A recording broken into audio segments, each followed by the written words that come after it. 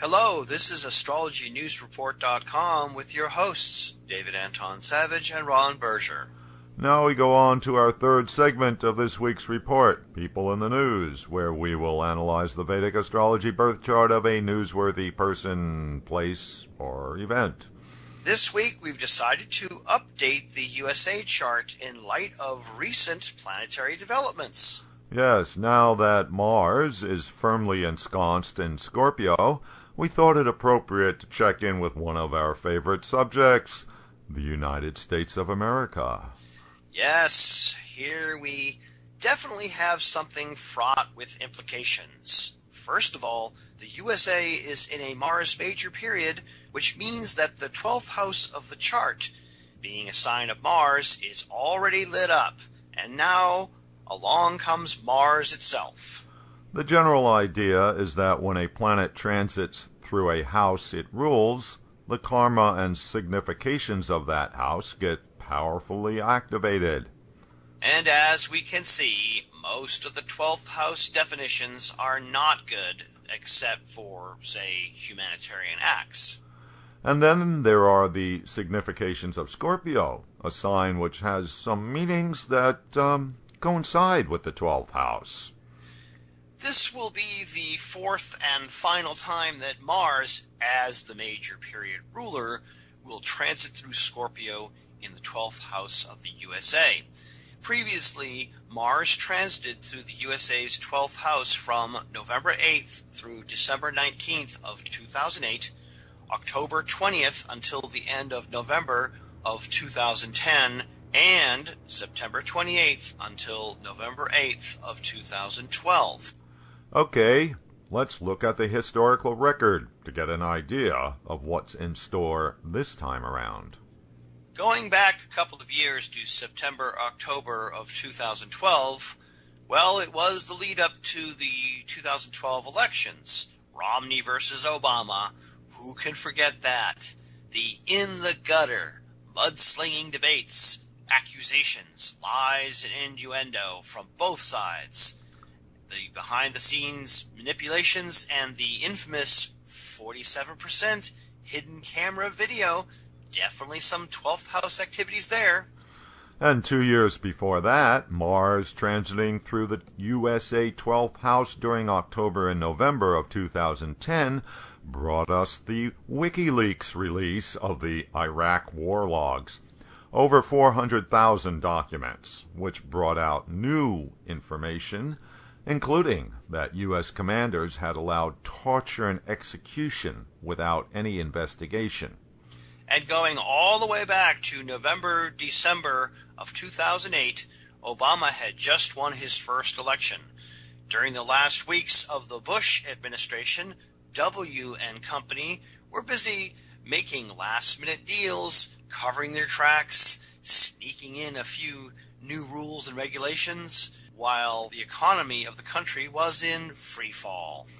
Now, even though none of those examples were really extreme, you do have to wonder about this time around with everything that has been in the works for the past few months. Yes, this time the Mars transit in Scorpio comes on the heels of the Mars-Saturn conjunction, which has set several crisis situations into motion around the world as well as in the USA. We have the Russian invasion of Ukraine, the Islamic State in the Middle East, the Ebola epidemic, the Ferguson shooting, and now the potential overthrow of Pakistan's government. Many ongoing issues could reach a tipping phase now that Mars has picked up more strength by being in its own sign. I can't help but think that having intense Mars transit through intense Scorpio in the 12th house of the USA is going to feed into a state of paranoia at the very least. Is ISIS planning to infiltrate America through our porous border with Mexico? The 13th anniversary of the 9/11 attacks is this week. Or is a foreigner getting off a plane any day now who has been exposed to Ebola, bringing the terrifying contagion here? The 12th house, after all, is Epidemics. Does another policeman overreact and shoot another unarmed black teenager to death? The reaction from the people could get rather severe. The 12th house rules mobs and mob psychology. And the 12th house is foreign places, foreigners, other cultures. Mars is the planet of war. And of course, this is already getting set up in Iraq. Since the 12th house is hidden actions and Scorpio is the sign of secrets, we, the public, will be the last to know what's really going on. The conspiracy theorists are already fired up over this one. There are other things going on in the USA chart that can augment the 12th house Mars transit, like the Uranus-Ketu combo in the 4th house.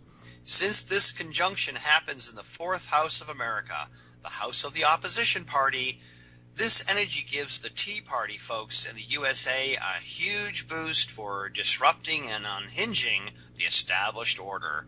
And this is an election year. But such a combo could push certain people over the top for some eccentric or crazy behavior. After all, there is a very large well of anger against the federal government amongst those who feel overly controlled by Big Brother. What about other planetary positions? We do have Jupiter exalted in Cancer, sending a benefic trine aspect to both Mars and to the Uranus-Ketu combination. Yes, but Jupiter is transiting in the problematic 8th house. A benefic transiting through an evil house loses its power to do good.